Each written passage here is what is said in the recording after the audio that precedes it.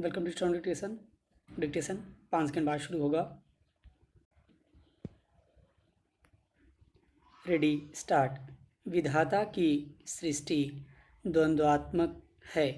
यहाँ सुख है तो दुख भी, लाभ है तो हानि भी, यश है तो अपयश भी, और जीवन है तो मरण भी। इस संसार में सुख दुख धूप छाँव की तरह हैं, जो सदैव स्थान बदलते रहते हैं। संसार में कोई ऐसा नहीं है जो इनसे बच सका हो। इसलिए इस दुनिया में सुखी वही है जो इन दोनों को सहज रूप में लेता है और विधाता का दिया हुआ उपहार मानकर स्वीकार करता है। गीता में तो इस चराचर जगत को दुखालय ही कहा गया है। इसलिए इसे मानव धर्म मानकर जीवन जीने का अभ्यास कर लेना चाहिए। इसके अलावा सुखी रहने का अन्य कोई मार्ग भी नहीं है। अगर दुख न हो तो मानव सुख का वास्तविक आनंद प्राप्त नहीं कर सकेगा। सचमुच सुख का अस्तित्व दुख पर टिका हुआ है। दुख एक तरह से मनुष्य का उपकारक है। पैराचेंज। यह मानव जीवन रणभूमि है, जहाँ मनुष्य को सुख और दुख दोनों से लड़ना पड़ता है। इस द्वंद्वात्मक युद्ध में हम कई बार हारने लगते हैं।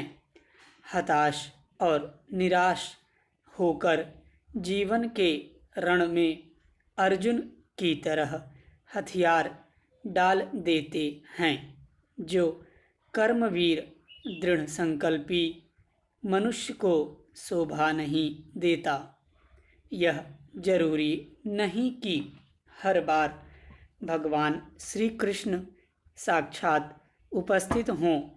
उनका ज्ञान, कर्म और भक्ति का संदेश दुखों से लड़ने में आज भी हमारा सबसे बड़ा संबल है।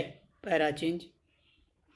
मानव जीवन एक परीक्षा स्थल भी है, जहाँ दुख और कष्ट कदम कदम पर हमारी परीक्षाएं लेते रहते हैं। बस ऐसे समय धैर्य और साहस ही कवच बनकर मनुष्य की रक्षा कर सकते हैं।